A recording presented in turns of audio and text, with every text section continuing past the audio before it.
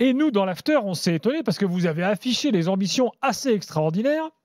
Ligue 2 en 2 ans, Ligue 1 en 4 ans, Ligue des Champions en 7 ans. Vous confirmez cette volonté ? Écoutez, je pense que tout dépend comment vous le tournez. J'ai affiché des ambitions personnelles. J'ai dit, si on se donnait, disons, 2 ans pour monter en Ligue 2, et derrière, on se donne 2 ans pour monter en Ligue 1, il nous resterait effectivement 3 ans pour atteindre la qualification pour la Ligue des Champions. Mais théoriquement, on peut très bien monter encore cette année, et je pense que la montée de Ligue 2 vers la Ligue 1 est plus facile que la montée de National à la Ligue 2, de ce que je comprends du peu d'expérience que j'ai dans ces championnats, de ce que j'observe. Donc alors, théoriquement, oui, c'est possible et il faut avoir de l'ambition, j'en ai, voilà. Alors, pour l'ambition, c'est très bien, M. Postel, mais alors, pour un tel parcours, alors Rouen, il y a de nombreuses années, était un club de Ligue 1. Quand j'étais petit, il était même dans l'album Panini. Depuis, il a un peu disparu. Il faut un stade, un beau stade. Il faut un bassin de population qui est intéressé pour aller suivre une équipe. Et il faut donc des gros moyens financiers. Est-ce qu'on a tout ça ? Est-ce que vous avez tout ça ? Parce que nous, on ne sait pas, on découvre un petit peu votre ambition. Mais je comprends que vous le découvrez, vous ne nous connaissez pas, c'est évident que ça puisse en surprendre plus d'un. Je tiens quand même à rappeler qu'on est les premiers dans l'histoire des 125 ans de Rouen à avoir sauvé le club, puisque jusqu'à présent, on l'a toujours laissé couler. On est venu avec des ambitions de montée et de division, mais également, comme vous le dites très bien, pour monter de division, il va falloir qu'il y ait des stades qui suivent. À ce niveau-là, moi, je fais un constat aujourd'hui, c'est que le football est en dégringolade totale. C'est un spectacle qui de pire en pire. Pour moi, le sport, c'est des émotions, avant tout. Et aujourd'hui, pour avoir des émotions, il faut avoir du spectacle. Je trouve qu'il n'y en a pas beaucoup. Après, je vois ce qui se passe dans le football. Au niveau, tous les clubs, ils se financent avec des droits télévision. Oui. Moi, j'y compte pas trop sur les droits télévision. Donc, il faut innover. Moi, je suis un innovateur. J'ai mes projets, j'ai mes plans.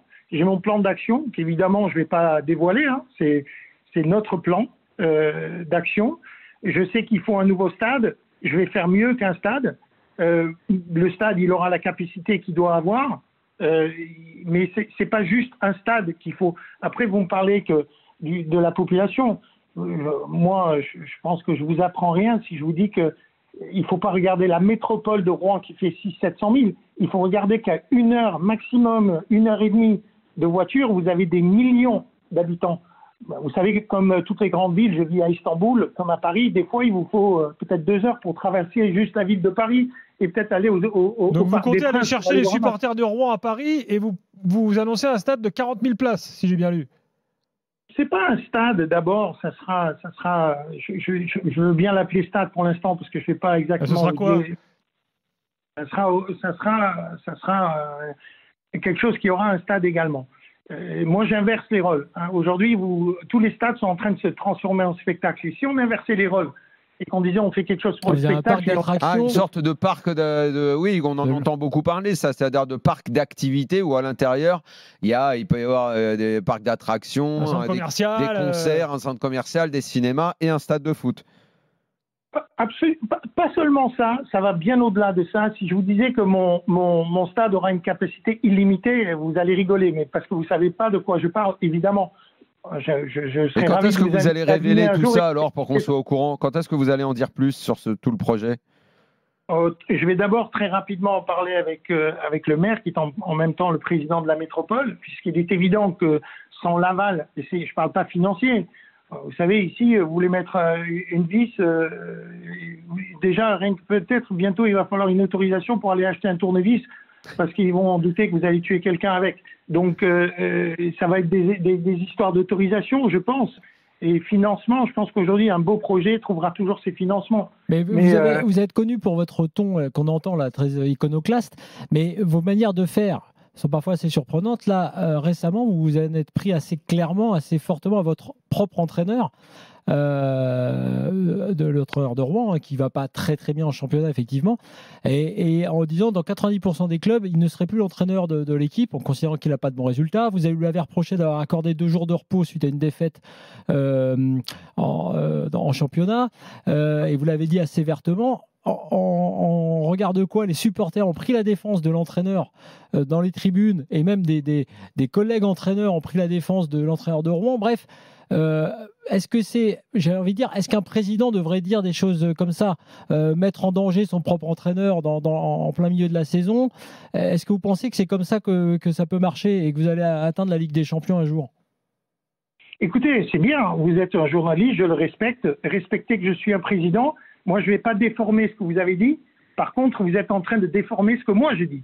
Moi, j'ai eu des propos très clairs qui concernent l'ancien entraîneur avec qui on s'entendait très bien, qui est une personne très bien. Ça, vous n'êtes pas en train de le dire. Vous n'êtes pas en train de raconter que, par exemple, on a tout fait pour qu'il puisse passer son diplôme.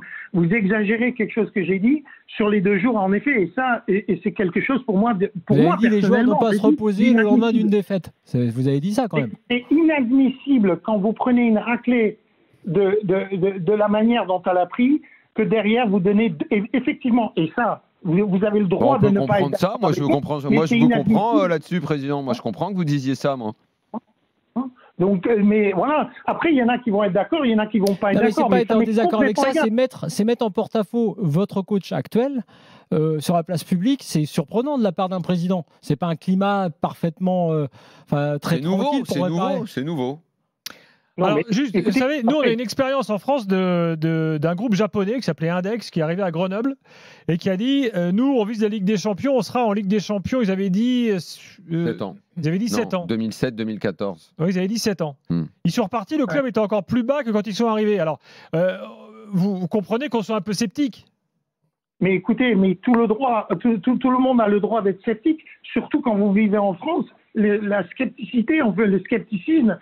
Et certainement, vous aurez la médaille d'or et vous serez sur le podium mondial du scepticisme. Oui, ça, c'est pas faux. Je vais pas vous dire parce que les Japonais l'ont pas fait, on va pas le faire. Moi, je suis hollandais, je suis pas japonais, je vois très clair. Moi, je vous dis, moi, j'ai cette ambition-là. Et jusqu'à preuve du contraire, vous pourrez me dire dans 7 ans, vous pourrez me dire peut-être dans 7 mois, peut-être dans 7 jours, peut-être demain, vous pourrez dire. Moi, vous savez, j'ai des ambitions, c'est pas vous ni personne qui va m'enlever cette ambition. Elle est réaliste, pourquoi? Parce que je parle de 7 ans. Je vous dirais dans 3 ans, on est en Ligue des Champions, je comprendrai que là, vous prenez vraiment pas au sérieux. Maintenant, c'est pas parce que les Japonais l'ont pas fait que je vais pas le faire, c'est pas une référence pour moi. Monsieur Postel, moi j'ai une question. C'était Grenoble, c'était pas le FC Rouen. Ouais. Alors, ce que vous avez dit, vous vivez depuis 20 ans à Istanbul, vous êtes un néerlandais. Pourquoi le FC Rouen? Qu'est-ce qui vous relie à ce club? Qu'est-ce qui fait que vous avez envie d'écrire une histoire ici? Et pourquoi vous n'avez pas acheté, je sais pas moi, un club en Turquie ou un truc comme ça? Écoutez, l'objectif, c'était de racheter un club en France. Tous les clubs en France étaient en plus à vendre. Moi, j'ai conseillé de ne pas le faire. Moi, je suis vice-président de Black Eagle. Je suis partie prenante de cette histoire. Une fois que on a dit on va le faire, j'ai dit on va le faire.